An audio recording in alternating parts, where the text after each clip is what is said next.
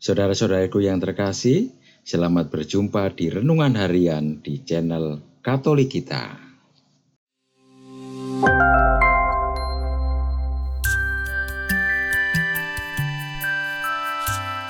Hari ini, Minggu, 9 Februari 2025. Hari Minggu biasa kelima. Bacaan pertama.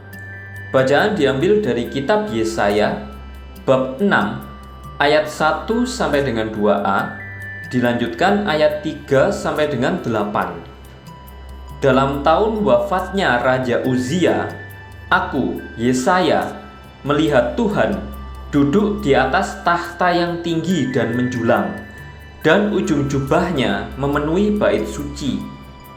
Para serafim berdiri di sebelah atasnya, masing-masing bersayap 6. Bersaut-sautan mereka berseru, "Kudus, kudus, kuduslah Tuhan semesta alam. Seluruh bumi penuh kemuliaannya." Maka bergoyanglah alas ambang pintu disebabkan oleh suara orang yang berseru itu, dan rumah itu penuhlah dengan asap.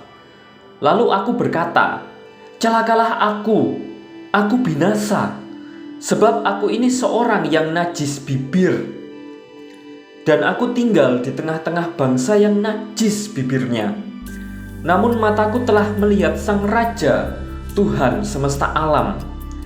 Tetapi salah satu dari para serafim itu terbang mendapatkan aku. Di tangannya ada bara api yang diambilnya dengan sepit dari atas mezbah. Ia menyentuhkan bara api itu pada mulutku serta berkata, "Lihat, bara ini telah menyentuh bibirmu, maka kesalahanmu telah dihapus dan dosamu telah diampuni." Lalu aku mendengar suara Tuhan berkata, "Siapakah yang akan kuutus, dan siapa yang akan pergi atas namaku?" Maka aku menjawab, "Inilah aku, utuslah aku." Demikianlah sabda Tuhan. Syukur kepada Allah. Bacaan kedua.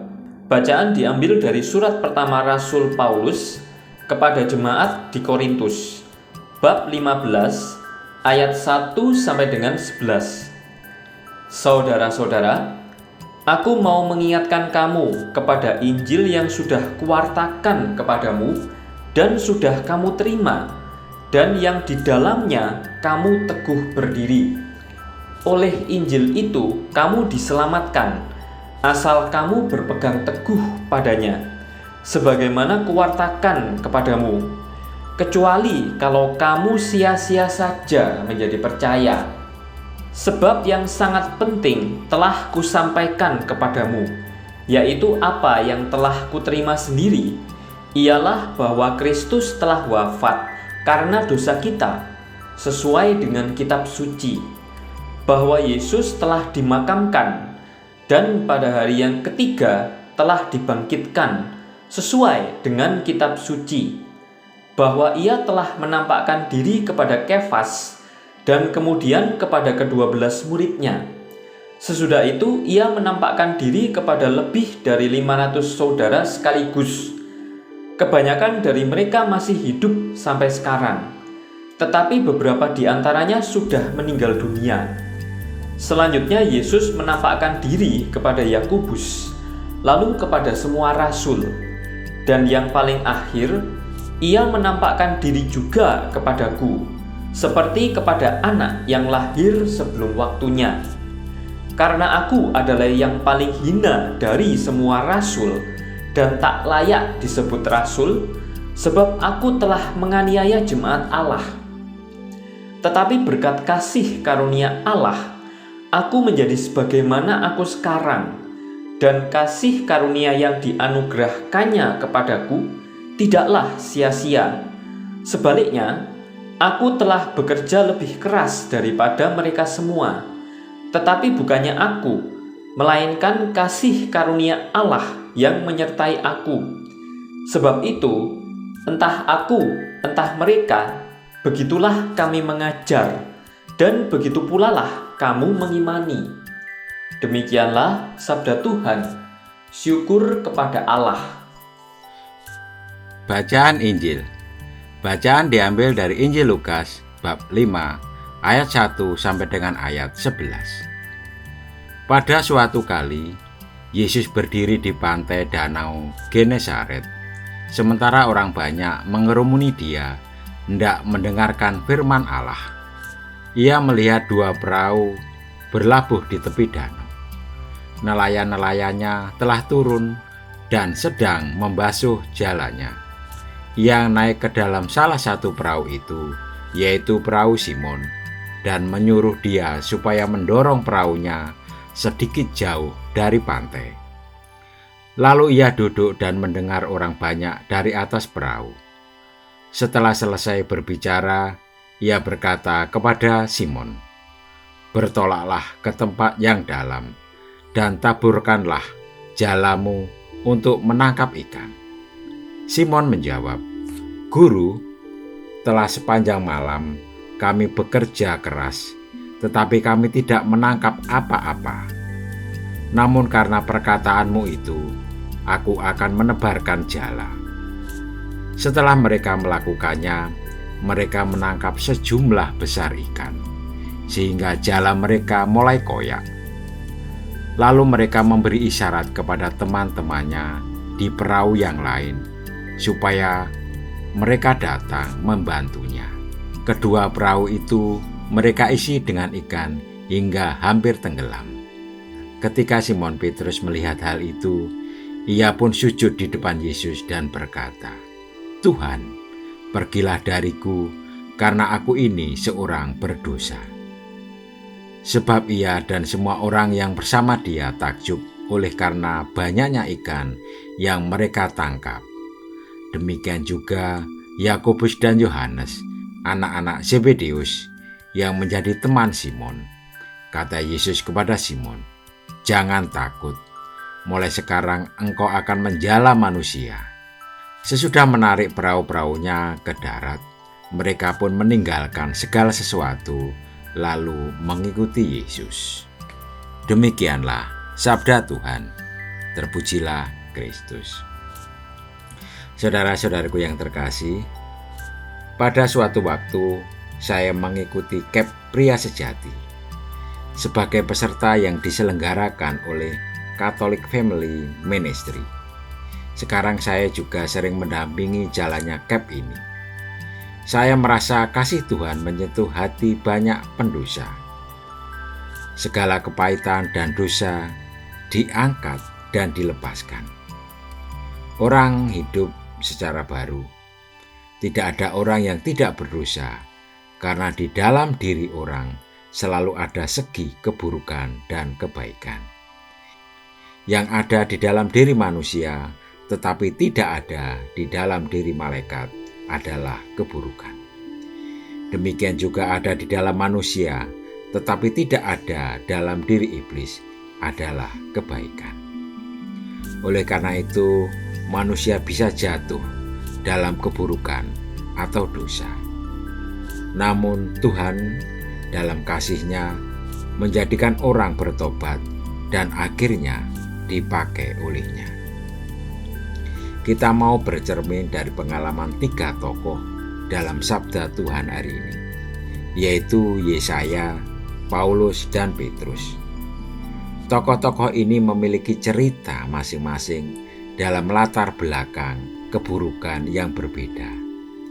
Nabi Yesaya mendapatkan penglihatan akan Tuhan dan dia menyadari siapakah dirinya. "Celakalah aku binasa, sebab aku ini seorang yang najis bibir, dan aku tinggal di tengah-tengah bangsa yang najis bibir.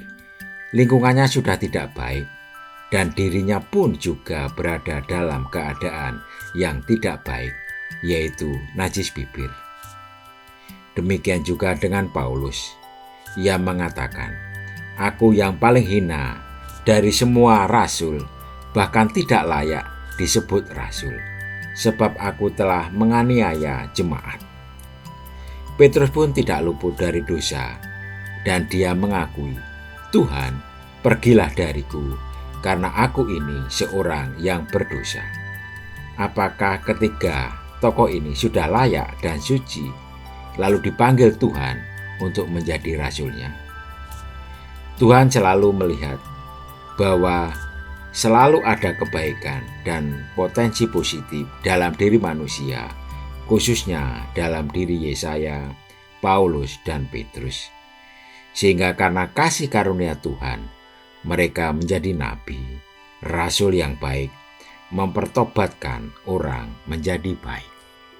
Kita semua juga pasti tidak luput dari sisi keburukan dalam diri kita, dengan latar belakang peristiwa yang berbeda-beda, yang membuat kita jatuh dalam dosa. Namun percayalah, kasih Allah menuntun kita pada pertobatan, dan Tuhan memakai kita untuk menjadi penjala-penjala manusia yang membawa mereka pada kehidupan dan bukan kematian. Marilah kita menggunakan kesaksian hidup kita, berusaha hidup dan buah-buah hidup sebagai jala untuk menjala orang kepada pertobatan sejati. Mental baja dan pasrah kepada Tuhan.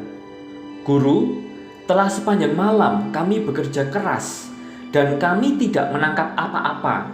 Ini seruan Petrus ketika Yesus memintanya untuk sekali lagi menebarkan jala. Yesus hanya meminta mereka bertolak ke tempat yang lebih dalam. Sepintas saja jawaban Simon Petrus menandakan adanya kekecewaan. Para nelayan merasa gagal dan semua usaha terasa sia-sia saja. Pernahkah para saudara merasa gagal? Tentu saja kita pernah mengalami kegagalan. Injil hari ini mengisahkan para rasul yang mengikuti Yesus Kristus. Yang menarik adalah mereka dipanggil saat bekerja dan mengalami kegagalan. Yesus melihat dua perahu di tepi pantai dan para nelayannya sedang membersihkan jala. Kita bisa membayangkan bagaimana ekspresi para nelayan di tengah kegagalan tersebut. Yesus melihat hal itu. Dia mendekat dan memberikan solusi terbaik. Namun, apakah mudah bagi kita untuk bangkit dari rasa kecewa dan gagal? Kegagalan bukanlah akhir dari semua usaha manusia. Justru di balik kegagalan, kita bisa belajar dan memperbaiki apa yang kurang. Hanya saja, ada beberapa yang melihat kegagalan sebagai akhir dari segalanya. Gagal ya gagal, untuk apa dilanjutkan?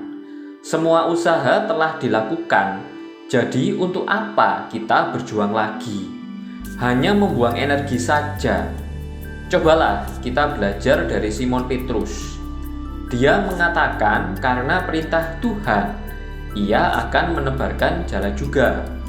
Seruan ini merupakan makna terdalam dari pasrah kepada Tuhan.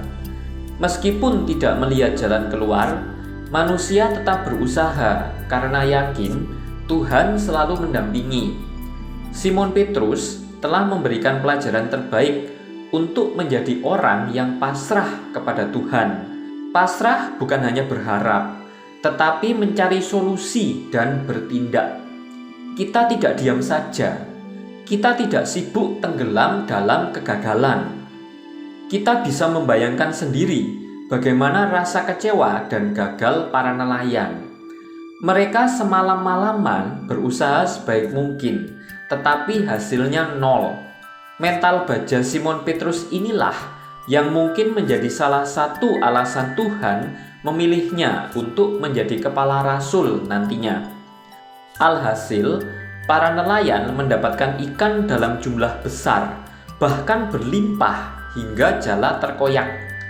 Semua hal ini terjadi karena Petrus mau melaksanakan nasihat Tuhan Yesus.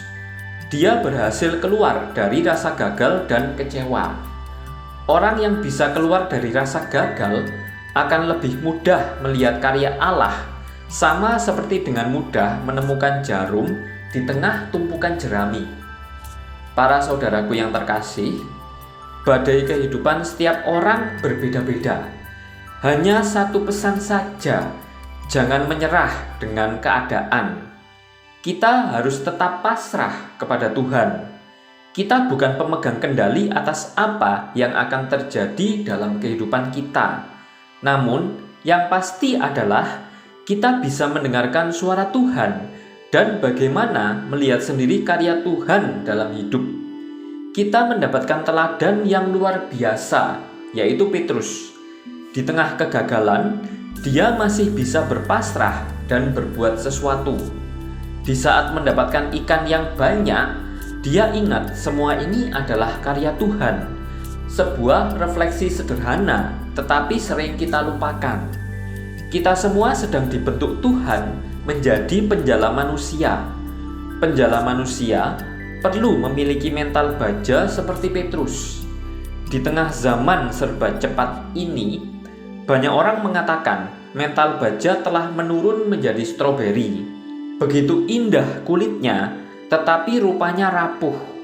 Kita harus mengingat bahwa gereja membutuhkan orang-orang bermental baja dan selalu berpasrah kepada Tuhan. Semua ini membutuhkan latihan. Jangan ragu untuk berproses bersama umat. Kita semua sedang dibentuk untuk menjadi Simon Petrus. Marilah kita terus berjuang sekaligus berpasrah kepada Tuhan. Tulisan oleh R.P. Thomas Onggo, Okar. Marilah kita berdoa. Tuhan yang Maha Baik, kami ini rapuh dan lemah. Seringkali melanggar perintah-perintah-Mu. Kami mohon ampun atas dosa-dosa dan kelemahan-kelemahan kami. Pakailah kami sesuai dengan rencana-Mu. Amin. Saudara-saudariku yang terkasih, terima kasih atas kebersamaannya di dalam renungan harian ini. Kita akan berjumpa kembali di renungan harian berikutnya. Berkah dalam.